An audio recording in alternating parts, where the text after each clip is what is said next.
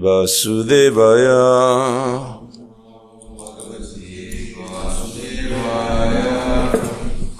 Narayanam namaskritya naram chaiva narottamam devim sarasvatim vyasam tato jayam udirayet nashta prayesha vadreshu nityam bhagavata sevaya bhagavati utamashloke bhaktir bhavati naistiki.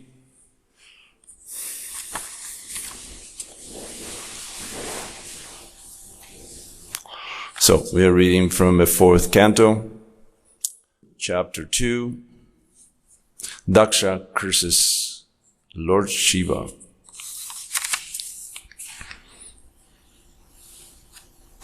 Om Agyanatimirandasya Gyananjana Shalakaya Chaksurmilitam Jena Tasmai Shri Gurave Namaha Mukam Karoti Vachalam Pangum Langayate Girim Yakripatamaham Vande Shri Gurundira Taranam Paramanandamadavam Shri Chaitanyam Ishwaram Vancha kalpatarubhyascha kripasindhubhyaevacha patitanam pavanavyo vaishnavyo namo namaha. So we're going to read text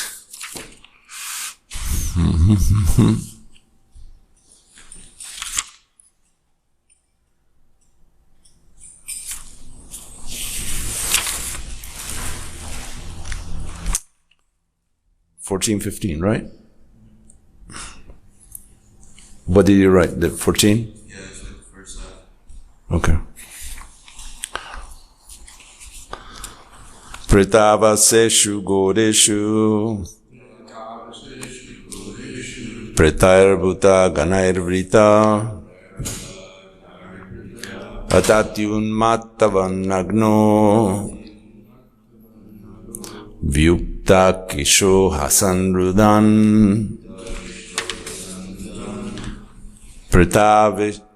Pritavaseshu godeshu Pretairbuta ganairvrita Atatyunmattavanagno Vyukta kesho hasanrudan. Is it too low? I'm singing too low? No? I'm good? Pritavasesu goreshu Pretairbuta ganairvrita Atatyunmattavanagno Vyukta kesho hasanrudan.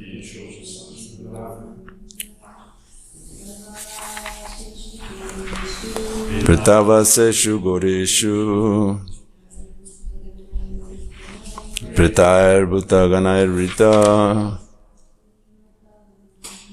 Atatyunmattavanagno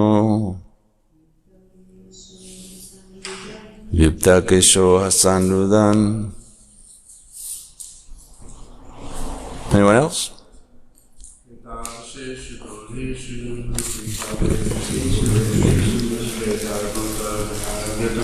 Pretairbuta ganairvrita Atatyunmattavanagno Vyukta kesho hasanrudan. Pritavaseshu goreshu Pretairbuta ganairvrita Atatyunmattavanagno Vyukta kesho hasanrudan. I'm going to read verse 15 now.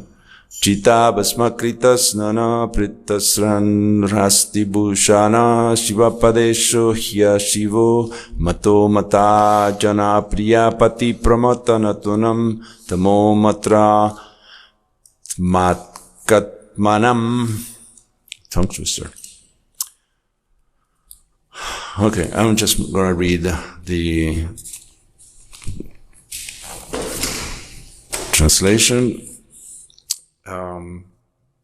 word by word, without repeating. Preta vaseshu, at the burning places of dead bodies. Goreshu, horrible. Pretai, by the pretas.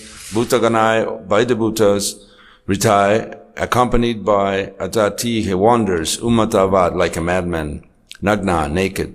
Vyukta kesha, having scattered hair. Hasan, laughing, Rudan, crying, Chita of the funeral pyre, Bhasma, with the ashes, Krita Snana, taking bath, Preta of the skulls of dead bodies, Srak, having a garland, Nri Asti Bhushana, ornamented with the dead man's bones, Shiva Apadesha, who is Shiva or auspicious only in name, he, 4, Ashiva, inauspicious, Mata, crazy, Mata Gyanapriya, very dear to the crazy beings, Pati, the leader, Pramata Natanam, of the lords of the Pramatas, Tama, Matra Atmaka Atmanam, of those grossly in the mode of ignorance. You can ascertain already that this is not nice. This is not nice at all. Translation and purport by Srila Prabhupada. He lives in, this is Daksha speaking, he lives in filthy places like crematoriums, and his companions are the ghosts and demons. Naked like a madman, sometimes laughing and sometimes crying, he smears crematorium ashes all over his body. He does not bathe regularly, and he ornaments his body with a garland of skulls and bones. Therefore, only in name is he Shiva, or auspicious. Actually, he is the most mad and inauspicious creature. Thus, he is very dear to crazy beings in a gross mode of ignorance, and he is their leader. Purport. Those who do not regularly bathe are supposed to be in the association with ghosts and crazy creatures. Lord Shiva appeared to be like that, but his name Shiva is actually fitting, for he is very kind to persons who are in the darkness of the mode of ignorance, such as unclean drunkards who do not regularly bathe. Lord Shiva is so kind that he gives shelter to such creatures and gradually elevates them to spiritual consciousness. Although it is very difficult to raise such creatures to spiritual understanding, Lord Shiva takes charge of them, and therefore, as stated in the Vedas, Lord Shiva is all auspicious. Thus, by his association, even such fallen souls can be elevated. Sometimes it is seen that great personalities meet with fallen souls, not for any personal interest, but for the benefit of these souls. In the creation of the Lord, there are different kinds of living creatures. Some of them are in the mode of goodness, some are in the mode of passion, and some are in the mode of ignorance. Lord Vishnu takes charge of persons who are advanced Krishna-conscious Vaishnavas. And Lord Brahma takes charge of persons who are very much attached to material activities. But Lord Shiva is so kind that he takes charge of persons who are in gross ignorance and whose behavior is lower than that of the animals. Therefore, Lord Shiva is especially called auspicious. So this is nonsense. This is Daksha, who completely controlled by his anger. It is said that there are 3 main enemies, actually: anger, lust, and passion. These things can overcome anybody at any given time. And they're contagious. Matter of fact, Nandishvara, who was an associate of Lord Shiva, he was appalled that Daksha could get away by insulting Lord Shiva in front of an assembly of sages and elevated people. So he actually cursed all the people in the audience as well, who didn't react, because they thought they were implicated. When you hear a saintly person being insulted and you don't say anything, you are actually a participant. Like if you're a witness to a crime and you don't say anything, you are actually implicated in the crime. So in this, Nandishwar said that, you people don't, he cursed them actually. He said, you will be bereft of spiritual knowledge. Because spiritual knowledge means you identify with the soul, and material knowledge means you identify with the body.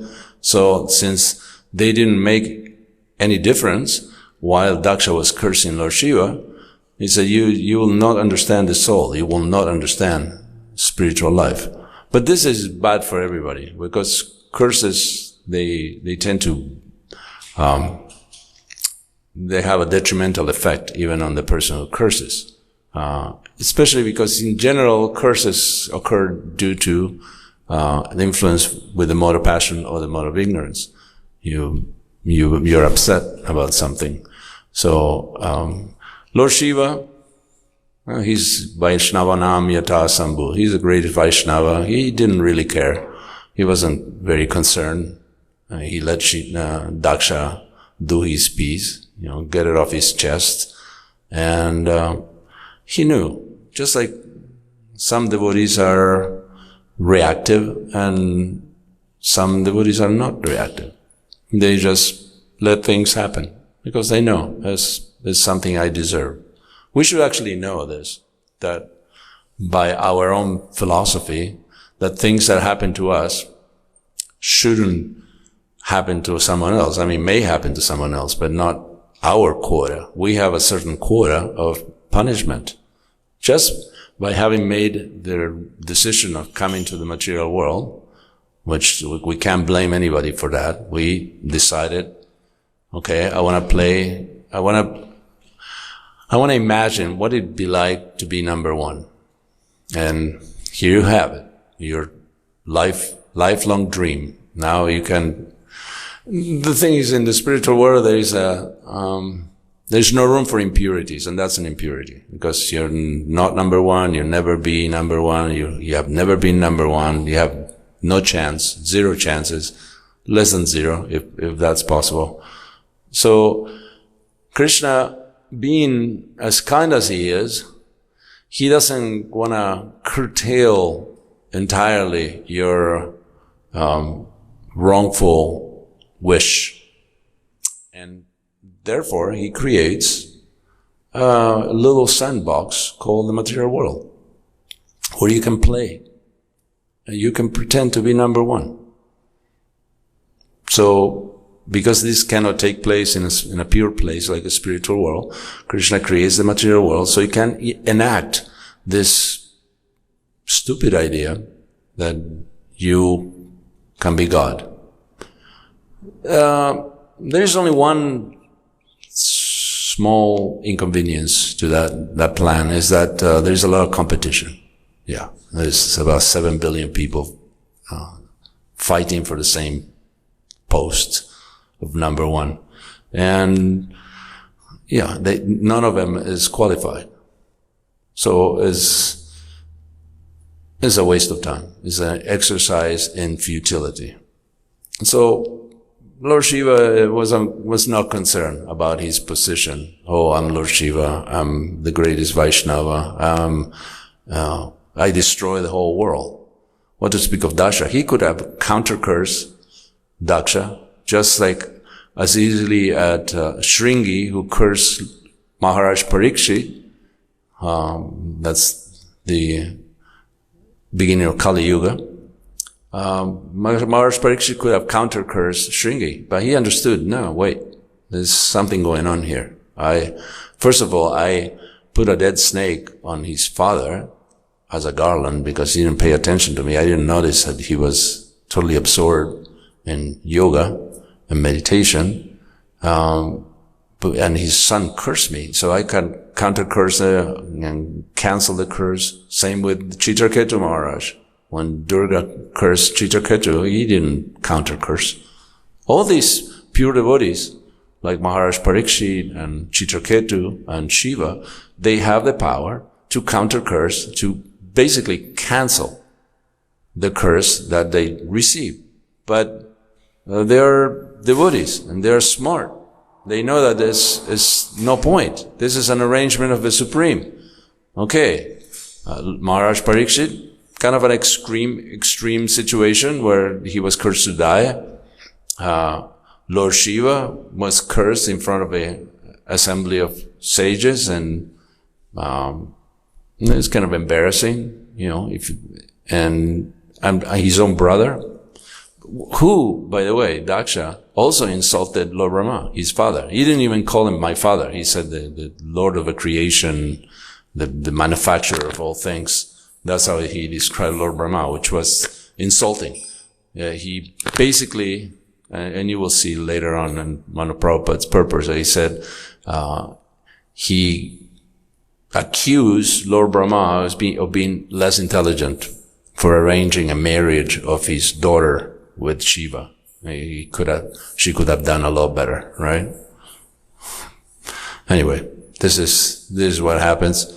people curse, counter-curse. They are influenced by the modes of nature, and this is the prevailing wings in the material world. The modes of nature are everywhere.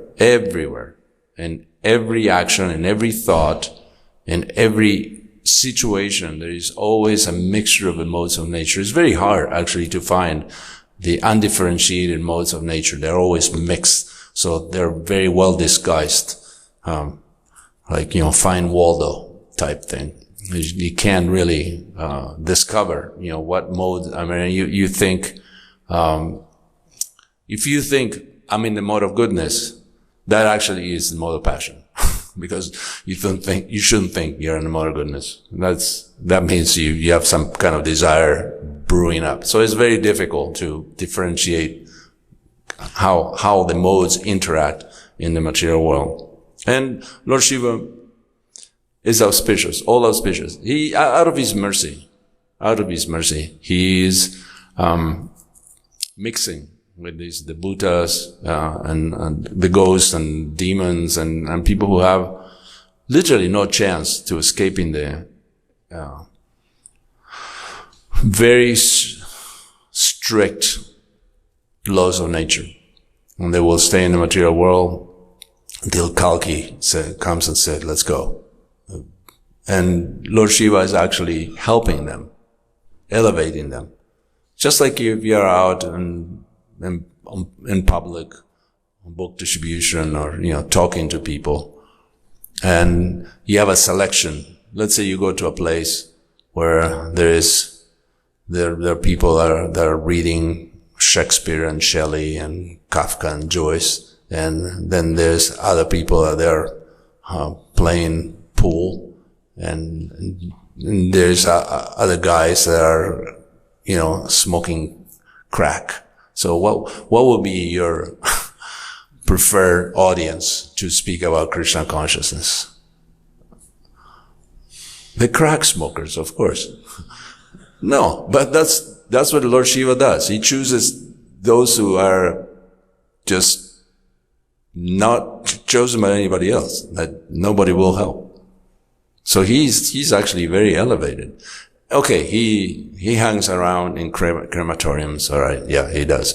And he smears ashes, and he never goes to the barber, never combs his hair, he has matted locks of hair, and but this is our tradition, actually. It's part of our tradition. Vamsidas Babaji, they have assured those who were live witness that he never bathed, and it didn't smell bad, So that's how you know if you're transcendental. If you don't bathe and you don't smell bad, then you're transcendental. If you don't bathe and you do smell bad, then you're a jerk. You should go take a shower immediately. So Vamsidas Babaji, totally elevated. He actually wouldn't talk to anybody. He will talk only to his deities. And anything that anybody asked him, he would actually talk to the deities. And of course, that dialogue was not audible to everybody, just to himself. Krishna will talk back, and then he will give the answer. That was his way of dialogue. So you say, okay, and he never combed his hair. He wore just copings. Even in the winter, didn't cover himself. Just people didn't understand. Barely ate, never bathed, and he was an elevated Vaishnava. So we do have tradition. Also, Gora Kishore Das Babaji, he hung out outside of a latrine. Now, you may say, well, outside of a bathroom. No, an Indian latrine. This is serious business. In India, they make a hole and they don't put any chemicals to dissolve the stuff that goes in there. It just stays for forever, and it smells so bad. And because Indians eat spicy stuff, it smells even worse. So this is where he hung out, outside of a latrine. Why? Because he didn't want to be bothered by materialists. People will come and ask blessings, like sometimes you see, well, not during COVID, but in temples, you go, people of certain ethnicity, and go in front of the deities, put $1 in the box, put a gallon of cheap 2% milk, and some Duratma rice bag, and they ask for blessings. They just want a cheap exchange. This is not the way to do, to start your devotional service. You actually have to give more than what you expect. Charity means you give something that is dear to you. So donate your child to the brahmachari ashram. That, if you want to do charity, do that. Or give half of your income. Prabhupada said, a devotee was asking me, the devotee was making a transition to Grihastha life. What about this 50%? How you can make a living if you give 50% of your income? Well, if you're a preacher, you're giving 100%. So it's, you use whatever you need for your maintenance. If that is 80% of what you make for your maintenance, you do it, because your life is about preaching Krishna consciousness. However, if you just live away from the association of devotees, if you do no service, if you just come to the temple on Janmashtami and Gaur Purnima and Shivaratri and whatever, you should definitely give a lot of your money to the temple, because that money is taken from Maya, and Maya is a loan shark. So whatever you take from Maya, you will have to be paying interest for the rest of your life and life after life. And you never touch the principal. The principal will be untouched. You will be in debt forever. So you better start giving, because that money is like having a coffer full of gold coins and you're drowning. What's the use of it? It's just taking you down faster. So this is a different situation. Gaur Kishore Das Babaji was just sitting outside where it's filthy, probably not where he was sitting, but it's filthy because it's a bathroom. It's where people go, answer the call of nature. And the smell, if you've been to India, smells are just atrocious there, just awful. And so people wouldn't come. So it is, Lord Shiva's in kind of the same category. He hangs around with ghosts and demons and filthy places and with the dead. And he does it just to help others and also not to be bothered, because, his devotional service is unimpeded that way. People don't want to hang out with someone like that. But Lord Shiva is above that. It's just simply playing a role, the role that was adjudicated. All right, so we'll stop around here. There is also today the disappearance of Bhakreshwara Pandit. Bhakreshwara Pandit was the fourth member of the Chaturvyuha, Aniruddha. Can you name the other three? Pradyumna, Sankarshan, Vasudeva, Aniruddha. So it was Aniruddha, expansion of the Supreme Person, and also one of the principal gopis, associate of Srimati Radharani, Sarireka, entered his body. And he was dancing. He was a dancer. He even says that he danced for 72 hours straight. He was ecstatic, an ecstatic personality, and he asked Lord Chaitanya, please bring me thousands of Gandharvas to sing so I can dance. And he made everybody happy. He was the guru of Gopaguru Goswami. So the lineage that come from him comes actually from Bhakreshwara Pandit. He is the one who saved Devananda Pandit, because Devananda Pandit committed offenses. He was very strict and very austere, a Brahman, but he made offenses against the Vaishnavas. So, if you make offenses against Vaishnavas, you just you're doomed. Basically, you will be suffering for quite a while. So, Krishna Pandit personally instructed and saved Devananda Pandit. Lord Chaitanya said this, that thanks to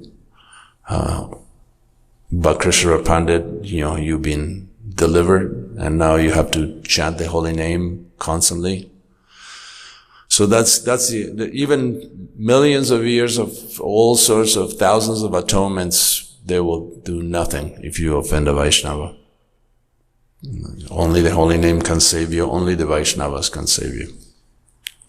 All right. So this Vakrishra Pandit was the greatest dancer ever. They say Nureyev or Barishnikov or any of these guys, they couldn't touch Vakrishra Pandit. He could really dance and make people cry in ecstasy. And he pleased Lord Chaitanya. I mean, how can you get better than that?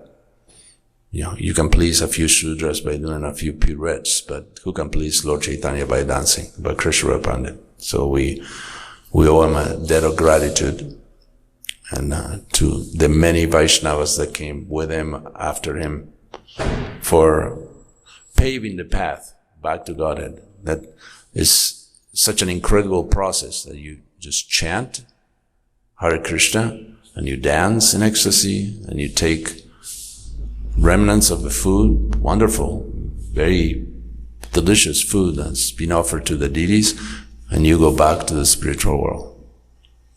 I mean, how can you beat that? That's a real program there. All right, so let's hear some tidbits, realizations, reflections, thoughts from the audience. Yes.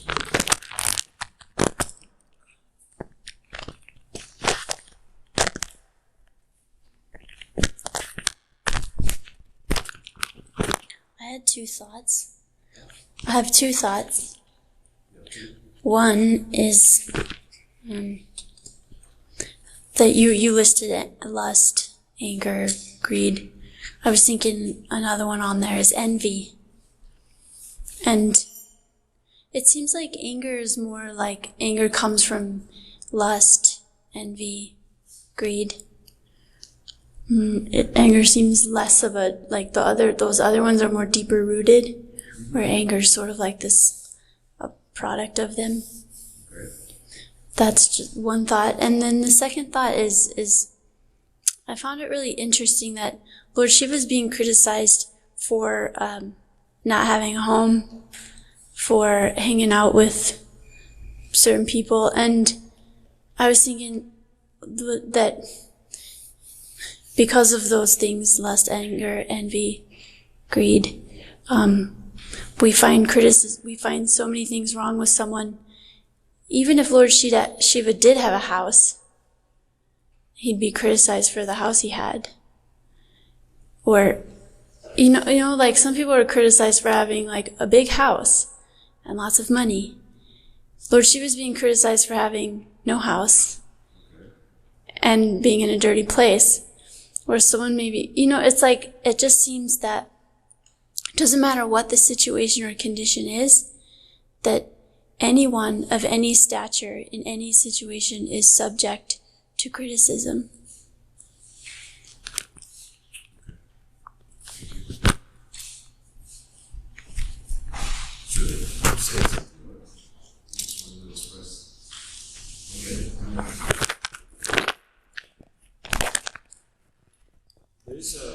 There's one thing I may add. You said lust, anger, greed, envy, but Prabhupada mentions specifically lust, anger, and passion. You see, lust is not as contagious as anger, because it is explained here that as soon as Daksha became angry, Nandishvara became angry, the whole audience were cursing and counter-cursing each other. So anger is very, very nefarious. it spreads. It's hard to stop. Even sages that can control lust, they have a hard time controlling anger. So it is you may say, well, according to the Gita, anger is unsatisfied lust. Yeah, that may be the origin of it, but it has its own life. It takes its own life. Once it starts to develop, it's literally impossible to stop it. Everybody gets angry. It's like a general fight. And yeah, envy is another topic, but the passion means you want to squeeze stuff out of the world for your own enjoyment. And that's definitely, enemy as well. So all the things are to be considered, but Prabhupada for some reason mentions just those three: lust, anger, and passion as okay.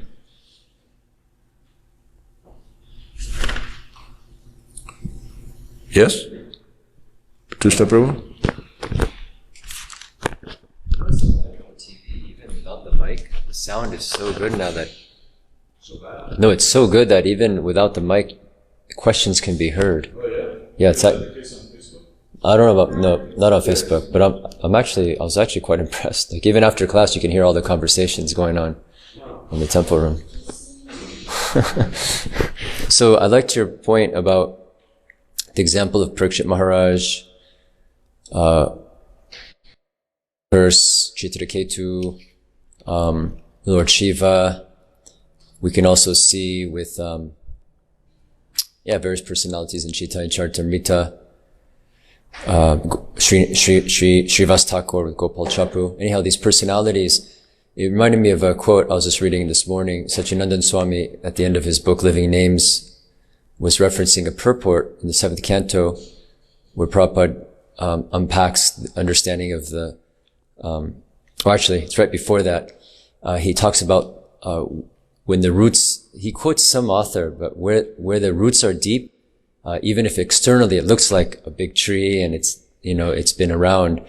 So he was emphasizing this point. So I thought to come to that platform where they're not reacting with, I'm going to counter, Parikshit Maharaj is like, who are you? Don't you know I'm Parikshit Maharaj?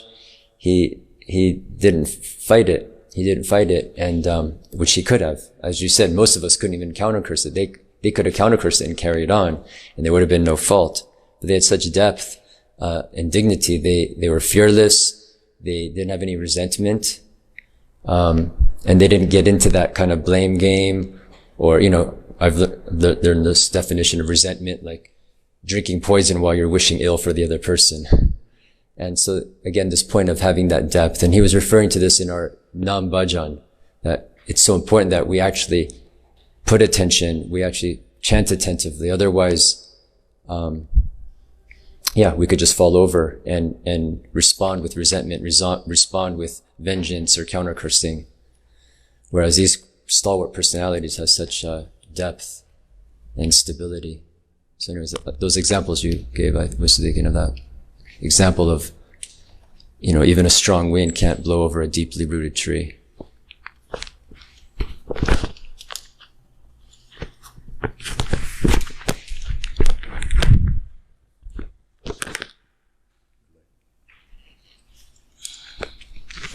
Thank you for that. Actually, when I was reading about Krishna Pandit, there was that example about drinking poison was given, that the only way to counteract it is to drink ambrosia, to counteract the effects of the poison. The poison is basically killing you, and the ambrosia will actually make you immortal by nullifying the effects. So that's a chanting of the holy name. And yes, personalities like Parikshit Maharaj or Chitraketu, Prabhupada explained, Chitraketu was powerful enough to curse Durga. That's not just an ordinary being. She's a boss. She controls the entire material creation. And Chitraketu Maharaj could counter curse Durga and chose not to. Just he addressed her as mother with all respect and accepted whatever his destiny was. And here, the next verse, as far as passion and so on.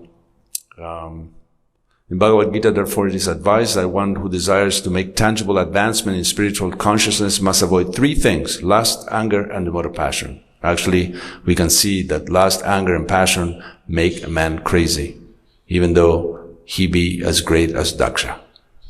Yeah. So this is a difficult thing to control.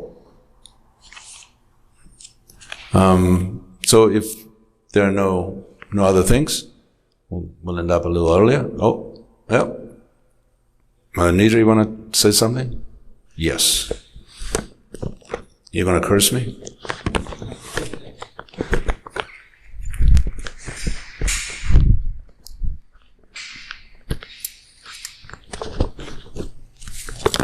Thanks, Prabhu. So it seems like in situations like in that pastime with Bhakreshwar Pandit, that Devananda Pandit, he was eventually given mercy by Bhakreshwar Pandit and Lord Chaitanya. So with devotees, many times there's difficulties with anger and criticizing and things like that. So is it that we can eventually expect that someone will be merciful upon us because perhaps we're neophyte and we can't really control a lot of things as we first come to Krishna consciousness? Is there, always that hope that somehow or other, all the anger and all the offenses and everything will be rectified without, being cursed? Because I remember devotees being cursed and wasn't very good.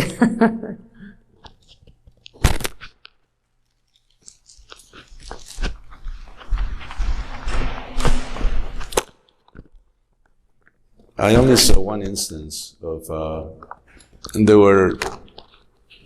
was in the border between Argentina and Chile, and there was one guy from the border patrol that always was giving a hard time to the devotees, and even took one of a sannyasi at the time, and I think he hit him.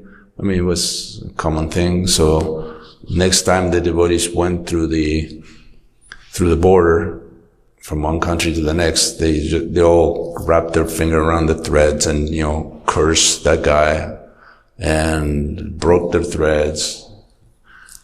And the guy suffered terribly and died. Yeah. So they may work. But again, they say when you're accusing someone, pointing your finger at someone, three fingers are pointing at you. So I will not use that methodology of cursing and counter-cursing. It's better to accept our destiny as this is my lot. This is what is destined to happen to me. And if I try to avoid it, I'm going to spend a lot of effort trying to avoid misery, and misery will come find a different way to come at a different time.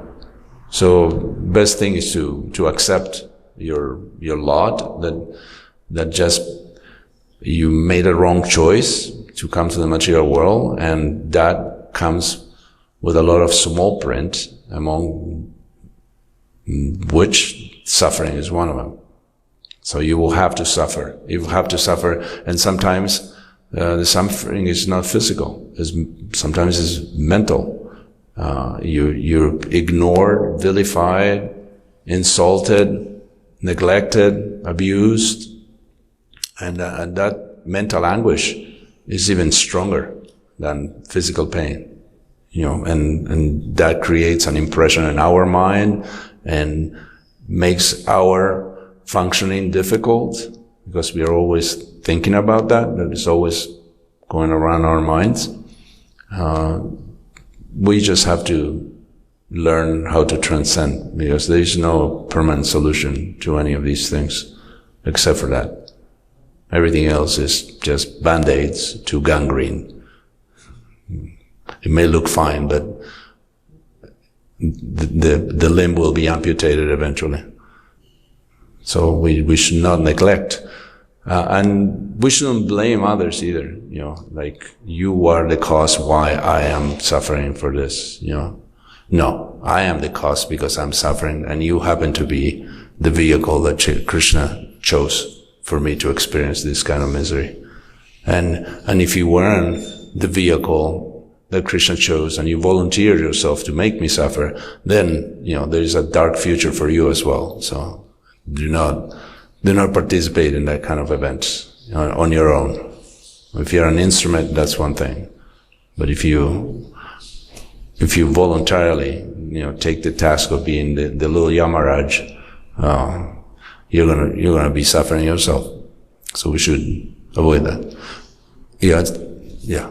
Nick has something to say.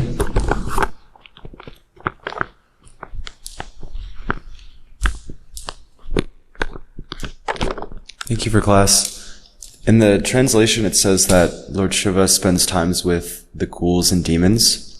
Could you describe the difference between the ghouls and the demons and the Yamadutas? And could you also describe the difference between Lord Shiva and his position, his mood, and the difference between himself and Lord Yamaraj and Yamaraj's mood and position, please?